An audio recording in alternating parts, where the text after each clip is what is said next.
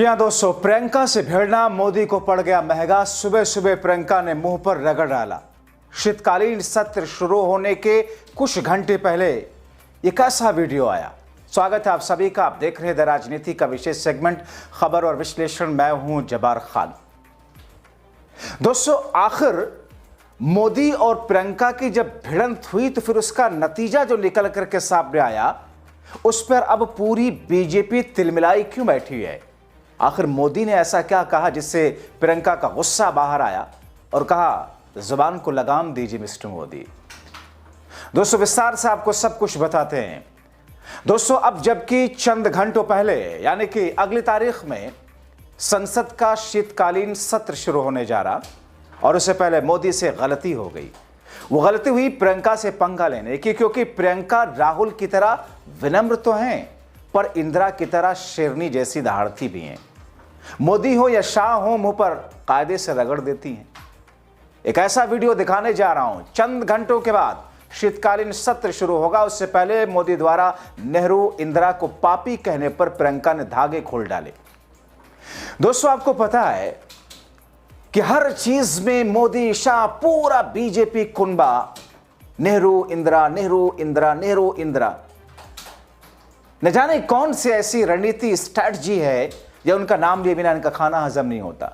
आप जानते हैं दोस्तों, अंग्रेजों ने भारत जिस हालत में छोड़ा था, एक बेहद असहाय, कमजोर, जिसे कुछ लोग कहते हैं कि भूखा नंगा करके अंग्रेजों ने भारत को छोड़ा, जिसे नेहरू ने संभाला और इस देश में विदेशी तर्ज पर आईआईटी, आईआईएम, एम्स, एटमी ऊर्जा की बुनियाद वाला बनाया। काश ये सब मोदी शाह किसी हिंदी के ही इतिहास की किताब में जाकर के पढ़ लें। अंग्रेजी की किताबों में अगर दुश्वारी है तो। आज क्या हालात हैं? सच्चे आंकड़े छुपाकर कई मंत्रालय के आंकड़ों को तो बंद कर दिया गया। कुछ के भ्रामक आंकड़े जारी कराकर महज 35% भक्तों को खुश करने का खेल खेला जाता है।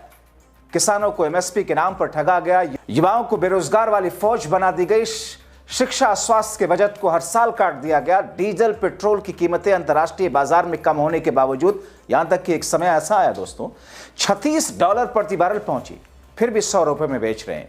और उसी पर तुर्रा यह था मोदी का कि तुमको किस्मत वाला चाहिए या कम किस्मत वाला प्रधानमंत्री। गजब के अंदाज है इनके।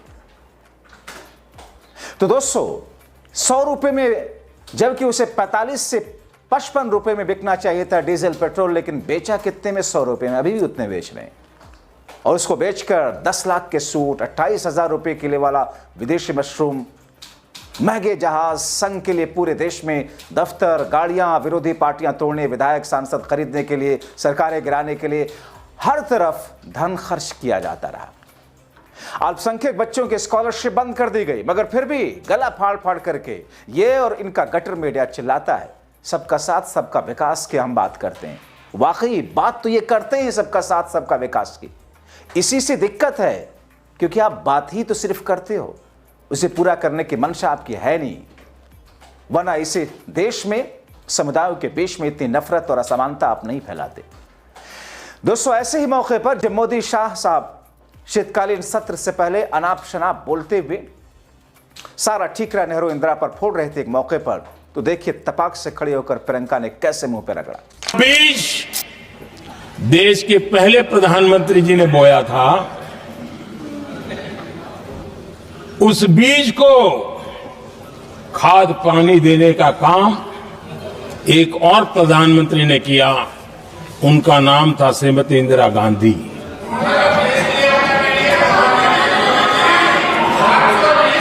जो पाप पहले प्रधानमंत्री करके गए और जो खून लग गया था 1971 में, ये पाप 1971 में उस समय की प्रधानमंत्री श्रीमती इंदिरा गांधी ने किया था। आज संसद में बैठे हुए सत्ता पक्ष के मेरे साथी ज्यादा से ज्यादा अतीत की बातें करते हैं। 1921 में क्या हुआ, कब हुआ, नेहरू जी ने क्या किया। अरे वर्तमान की बात करिए, देश को बताइए आप क्या कर रहे हैं, आपकी जिम्मेदारी क्या है। कि सारी जिम्मेदारी जवाहरलाल नेहरू की है। मेरे सत्ता पक्ष के साथी आज खड़े हुए और तमाम गिनती करने लग गए कि ऐसा हुआ वैसा हुआ 1975 में जो हुआ। तो सीख लीजिए ना, आप भी सीख लीजिए, आप भी अपनी गलतियों के लिए माफी मांग लीजिए। आप भी बैलेट पे चुनाव कर लीजिए, आप भी बैलेट पे चुनाव कर लीजिए। दूध का दूध, पानी का पानी हो जाएगा। आप राजनीतिक न्याय की बात करते हैं, सरकारों को पैसों के बल पर गिरा देते हैं। जिसका नाम लेने से कभी कभी आप झिझकते हैं और कभी कभी उनका नाम धड़ाधड़ इस्तेमाल किया जाता है अपने आप को बचाने के लिए। उन्होंने HAL, BHEL, SAIL, गेल, ONGC, NTPC, railways, IIT, IIM, oil refinery, तमाम PSU बनाए। अध्यक्ष महोदय, उनका नाम पुस्तकों से मिटाया जा सकता है, उनका नाम भाषणों से मिटाया जा सकता है, लेकिन जो उनकी भूमिका रही इस देश की आज़ादी के लिए और इस देश के निर्माण के लिए, वो इस देश से कभी मिटाया नहीं जा सकता। दोस्तों, कहते हैं कि हर तरह की थेथरई भ्रम फैलाने की एक इंतहा होती है। कई राजनीतिक पंडित कहते हैं कि इस हद को मोदी शाह की बीजेपी क्रॉस कर चुकी है। हर दिन क्रॉस करते हैं, झूठे आंकड़े, जीडीपी के झूठे आंकड़े पेश करवा करके कहते हैं कि देखिए भारत की अर्थव्यवस्था कैसे भाग रही है। दोस्तों, एक ऐसा भ्रम है जिसे समझने की जरूरत है। आप सोचिए, मसलन आपने अपना मकान गिरवी रखकर, अपनी जमीन बेचकर अपना बिजनेस खड़ा किया, 50 लाख रुपए लगाए, मगर उस 50 लाख के बिजनेस से फायदा, प्रॉफिट जो आया, उससे आपका बिजनेस आगे बढ़ेगा ना? आपको फायदा है या उससे घाटा है? और अगर आपको 50 लाख लगाने के बावजूद घाटा हो रहा, कर्जदार हो रहे, तो आप रोड पर आ गए, भर्ती भी गई, आपके बिजनेस से प्रॉफिट 1 पैसा नहीं आया, उल्टे घाटा हो गया, आप कर्जदार हो गए, सरकार और लोगों का मतलब भर्ती चली गई, कर्जदार अलग से हो गए, फिर आपकी कंपनी दिवालिया होगी और फिर कोई कहे कि 50 लाख कमा रहा बंदा। तो इसे ही थेथरई कहते हैं और यही सरकार कर रही है। हालात ये हैं, देख लीजिए। इसी गुणा गणित को मोदी ने गलत तरीके से थोपा है वाहवाही के लिए, तभी तो प्रियंका ने रगड़ा। के कानून भी बड़े बड़े उद्योगपतियों के लिए बन रहे हैं। सही MSP को छोड़िए, DAP तक नहीं मिल रहा है।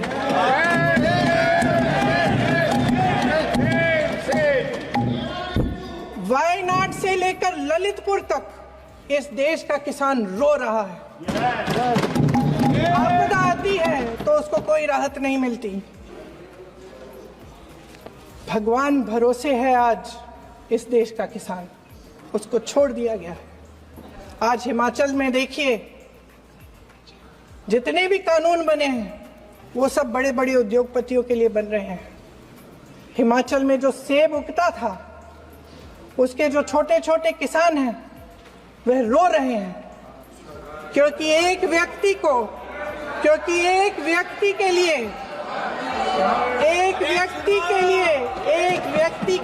सब कुछ बदला जा रहा है।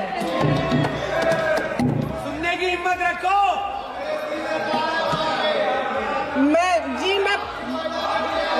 अध्यक्ष महोदय जी, अध्यक्ष